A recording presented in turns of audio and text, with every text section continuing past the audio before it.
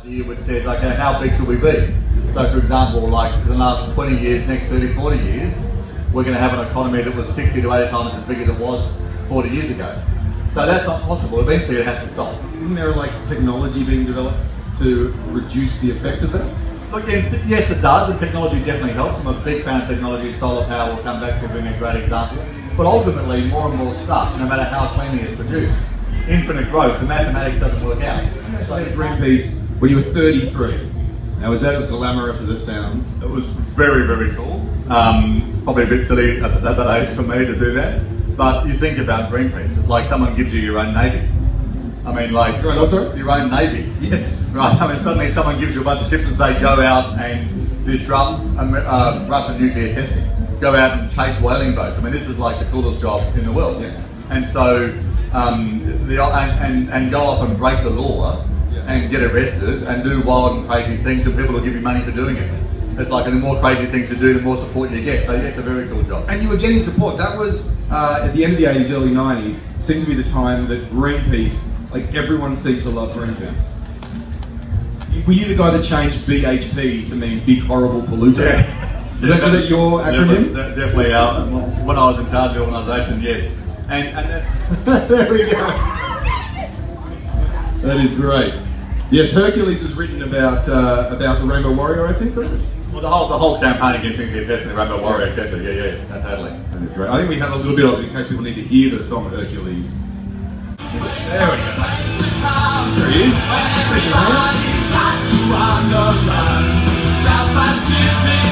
Which one is Paul Gilding? No, not me.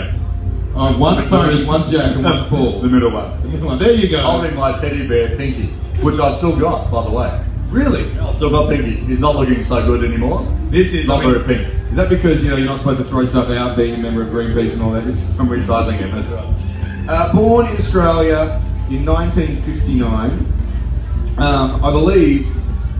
Shortly before that, there's a song. Listen to this song that has something to do with when you were born. This song may spur some memories.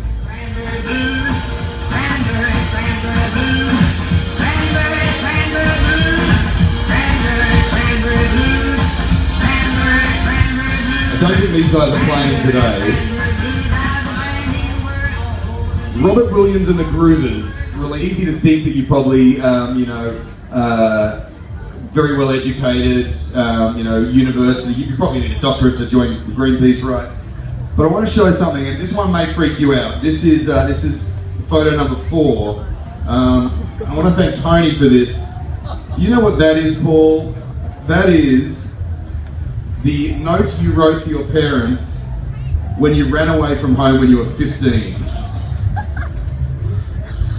Oh, are your children laughing at this? Have you guys seen this before? So you ran When Mike did drop out of school now, it's your fault. No. Greenpeace has already been started. You can't start Greenpeace. Why did you... Sorry, join Greenpeace. What caused you to run away from home when you were 15 and still come good? Coming good is a subjective idea, I guess. But the look, I think it's yearning for something else.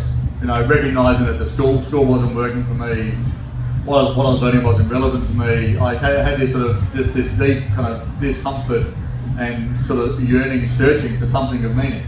And I think it began, I'm sure it wasn't very articulate at 15, but it was this sense where there must be more than this. There must be something. That's pretty much what you're saying. You say, I need to go out and do something. Yeah. I feel like I'm not doing anything. And let's face it, at 15, you're over the hill. Yeah, if you haven't found your feet at 15, right. Got your path sorted. Lift your game. And so I think that search, and that went on, I won't go through all the slippery, slidey kind of path through to where I got to in the end, but that searching I think is really important. That searching for meaning, searching for purpose, searching for something that means something to you. For me it was kind of saving the world in that sense, but it's whatever it is for you. What something you feel passionate about, something you believe in, something you feel as though you're contributing to, I think is really important. Look at that shirt. Is that classic or what? That shirt? It would have been polyester.